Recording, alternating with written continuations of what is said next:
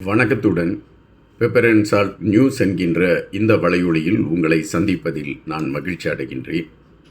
இலங்கை இராணுவத்தினர் தாக்கிய விடயத்தில் மரணத்தை தழுவிய ஒரு இளைஞரை மையப்படுத்திய செய்திதான் இன்று பரபரப்பான ஒரு கட்டத்தை நோக்கி நகர்ந்திருக்கின்றன. என்ன நடந்தது? ஜீவா நகர் பகுதியை சார்ந்த அந்த இளைஞருக்கு இராணுவத்தை சார்ந்தவர்கள் திட்டமிட்டு நடத்திய தாக்குதலா இது? அரசு உடனடியாக இந்த விடயத்தில் நடவடிக்கை எடுத்து 3 இராணுவ வீரர்களை கைது செய்திருக்கிறது என்கின்ற செய்தி ஒரு ஆறுதலான விடயமாக பார்க்க வேண்டிய விடயமா, அல்லது அதன் பின்னணியில் வேறு என்ன காரணங்கள் இருக்கிறது? இவைகளை குறித்து இந்த காணொளியில் நாம் தெளிவாக பார்க்கலாம். முல்லைத்தீவு பகுதியில் நடந்திருக்கக்கூடிய இந்த சம்பவம் பெரும் அதிர்ச்சியை ஏற்படுத்தி இருக்கின்றன. இன்று ஊடகங்களில் மிகப்பெரிய தலைப்புச் செய்தியாகவும் இந்த இளைஞருடைய மறைவு பேசுபடு பொருளாக மாறியிருக்கின்றன. முத்தையன்கட்டு என்ற இராணுவ முகாமில் இருக்கக்கூடிய இராணுவ வீரர்கள் அங்கு இருக்கக்கூடிய பழைய பொருட்களை பக்கத்தில் இருக்கக்கூடிய ஜீவா நகரை சார்ந்த இளைஞர்கள் கையில் கொடுத்து அதனை விற்று அதில் வரக்கூடிய வருமானத்தில் அந்த இளைஞர்களுக்கும் எடுத்துக்கொண்டு மீதத்தை அவர்கள் பெற்றுக்கொள்வது வாடிக்கை. இது தொடர்ச்சியாக நடந்து கொண்டிருந்த சம்பவம் என்று பலரும் குறிப்பிடுகின்றார்கள். அதாவது தேவையில்லாத பொருட்கள், அந்த இராணுவ முகாமுக்குள் கிடைக்கக்கூடிய தேவையில்லாத பொருட்களை எடுத்து இந்த இளைஞர்களிடம் கொடுத்து பழைய பொருட்கள் வாங்கக்கூடிய கடையில் விற்க வைப்பது இராணுவத்தினர் செய்து கொண்டிருக்கக்கூடிய ஒரு வாடிக்கையான செயல். இதனாலே இராணுவ முகாமில் இருக்கக்கூடிய இராணுவ வீரர்கள் அழைத்தால் ஜீவா நகரில் இருக்கக்கூடிய இளைஞர்கள் ஓடோடி சென்று அந்த இராணுவ முகாமில் இருக்கக்கூடிய பழைய பொருட்களை எடுத்துக்கொண்டு வருவது தொடர்ச்சியாக நடந்து கொண்டிருக்கக்கூடிய ஒரு விடயம். அப்படித்தான் அன்றும் இராணுவ வீரர்களிடம் இருந்து அழைப்பு வந்திருக்கின்றது. அந்த அழைப்பில் நீங்கள் வாருங்கள், பழைய பொருட்கள் இருக்கிறது, இதை எடுத்துக்கொண்டு செல்லுங்கள் என்று குறிப்பிட்டிருக்கின்றார்கள். ஒரு 7 இளைஞர்கள் அந்த பழைய பொருட்களை வாங்குவதற்காக அங்கு சென்றிருக்கக்கூடிய சூழலில் சில இராணுவ வீரர்கள் அந்த பழைய பொருட்களை இவர்களிடம் எடுத்து கொடுப்பதற்கான ஒரு களத்தை எடுத்துக்கொண்டு இருக்கக்கூடிய சூழலில் அங்கு இந்த முகாமில் இருக்கக்கூடிய மற்ற பெரும்பாலான இராணுவ வீரர்கள் ஒன்று கூடி விடுகிறார்கள். ஒன்று கூடி இங்கு இருக்கக்கூடிய பொருள்களை எல்லாம் திருடிக்கொண்டு செல்வது நீங்கள் தானா என்று கேட்டுக்கொண்டு அவர்களை தாக்க ஆரம்பிக்கின்றார்கள். இந்த தாக்குதலிலிருந்து தப்பித்தால் போதும் என்ற ஒரு நிலைப்பாட்டில் அங்கு இருக்கக்கூடிய குளத்தில் விழுந்து நீரில் குதித்து தப்பிப்பதற்கான முயற்சிகளை ஒரு சிலர் எடுத்திருக்கின்றார்கள். அதில் சிலரை இராணுவத்தினர் பிடித்து வைத்துக் கொள்கின்றார்கள். இப்படி இராணுவத்தினர் பிடித்த அந்த ஒரு சிலர் கடுமையாக தாக்கப்பட்டிருக்கிறார்கள். குறிப்பாக ஒரு இளைஞருடைய முதுகை பார்க்கின்ற பொழுது இரும்பு கம்பியால் தாக்கிய அந்த வடுக்கள் பதிவாகி இருக்கின்றன.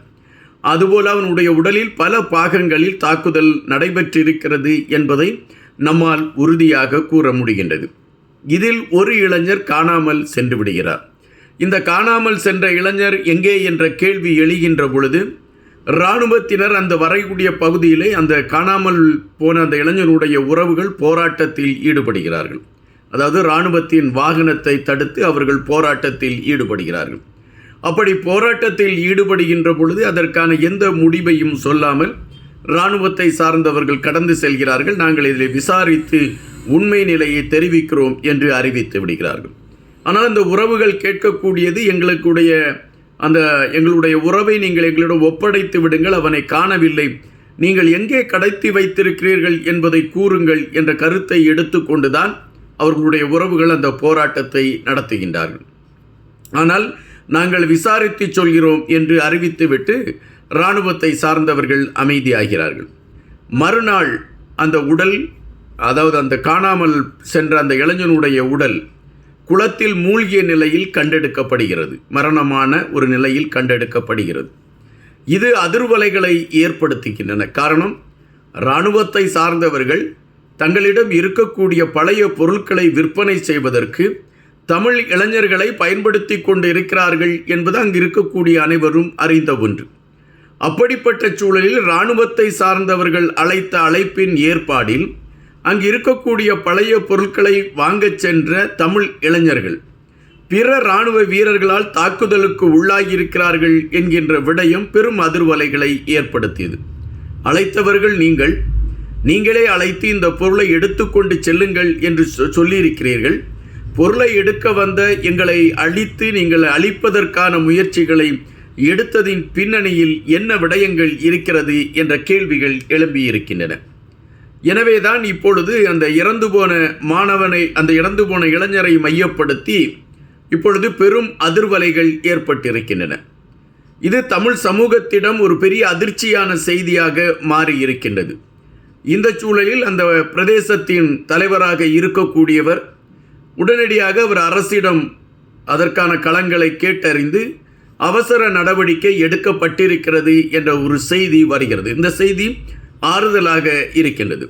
இராணுவத்தை சார்ந்த 3 இராணுவ வீரர்கள் கைது செய்யப்பட்டிருக்கிறார்கள் என்கின்ற செய்தி இப்பொழுது ஒரு ஆறுதலை கொடுக்கக்கூடிய ஒரு செய்தியாக மாறியிருக்கிறது. ஆனால் மரணம் அடைந்த அந்த இளைஞருக்கான இழப்பீடு என்ன? எதற்காக அந்த இளைஞன் மரணம் அடைவதற்கான களம் அமைந்தது? அந்த இளைஞன் இராணுவ வீரர்கள் அழைத்து தானே வந்தார். அவர் செய்த தவறு என்ன? இந்த 3 கேள்விகளும் பிரதானமாக எழும்பி நிற்கின்றன.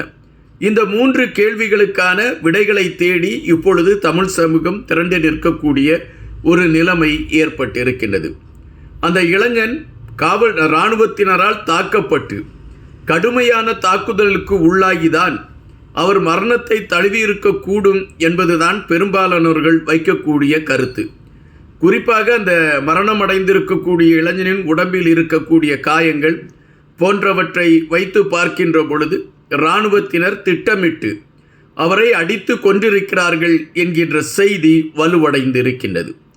ஒரு அப்பாவி இளைஞனை ஏதோ ஒரு காரணம் காட்டி அழித்திருக்கக்கூடிய இந்த இராணுவத்தின் செயல்பாடுகள் மிகவும் வேதனைக்கு உரியது என்ற கண்டனத்தை பல அரசியல் கட்சி தலைவர்களும் இப்பொழுது எடுத்து வைத்து கொண்டு இருக்கின்றார்கள். அந்த இளைஞனை ஏன் அழைத்தார்கள் என்பதற்கான ஒரு விளக்கத்தை இராணுவத்தை சார்ந்தவர்கள் முன்னெடுத்து வைக்க வேண்டும் என்கின்ற கோரிக்கையும் எழுகின்றன. இராணுவத்தில் இருக்கக்கூடிய இராணுவ வீரர்கள் தாங்கள் அங்கு இருக்கக்கூடிய பொருள்களை திருடி அதை விற்பதற்கு தமிழ் இளைஞர்களை பயன்படுத்தி திருட்டு பட்டத்தை தமிழ் இளைஞர்கள் மீது திருப்புவதற்கான ஒரு களத்தை கொண்டதாக இந்த செயல்பாடுகள் அமைந்திருந்ததா என்கின்ற கேள்விகளும் எழும்புகின்றன. தற்பொழுது ஒரு உயிர் இழக்கப்பட்டிருக்கிறது. இதை இலகுவாக கடந்து செல்லக்கூடிய ஒரு விடயமா என்றால் இல்லை என்பதுதான் வருத்தமான பதிவு. பலரும் இப்பொழுது அதை நினைத்துதான் கொதித்து போய் இருக்கிறார்கள். நீங்கள் அழைத்து வந்தவரை நீங்கள் அடித்து கொண்டிருக்கிறீர்கள். உங்களை நாங்கள் எந்த கோணத்தில் பார்ப்பது? அரசு அடிக்கடி அறிவித்து கொண்டிருக்கின்றது இராணுவத்தை நாங்கள் பின்வாங்கி கொண்டிருக்கிறோம் என்று. ஆனால் தமிழர் பகுதியில் தனியார் காணிகளில் இருக்கக்கூடிய இராணுவ முகாம்கள் மட்டும்தான் அகற்றப்படுகின்றன. மற்ற இராணுவ முகாம்கள் அப்படியே செயல் வடிவம் கண்டு செயல்பட்டு கொண்டு இருக்கிறது. இதிலிருந்து ஒரு விடிவு எப்பொழுது தமிழர்களுக்கு கிடைக்கும் என்பது கேள்விக்குறி. இன்று ஒரு உயிரை இழந்திருக்கிறோம். இதற்கு முன்பு பல உயிர்களை இழந்து விட்டோம். தொடர்ச்சியாக இழப்பு மட்டுமே தமிழர்களுக்கு சொந்தமாக இருக்கிறதா என்கின்ற ஒரு ஆற்றாமை தமிழ் சமூகத்திடம் எழும்பி இருக்கிறது என்பதை இங்கு பார்க்கின்ற பொழுது இது ஒரு வருத்தமான பதிவாகத்தான் இருக்கின்றன. தமிழர்களுக்கான விடியல் என்று கிட்டும் என்கின்ற விடயத்தில் ஒவ்வொரு நாளும் தமிழர்கள் ரணவேதனைகளைத்தான் அனுபவித்து கொண்டிருக்கிறார்கள் என்பதுதான் வருத்தமான பதிவாக இருக்கிறது. நன்றியுடன் இன்பா.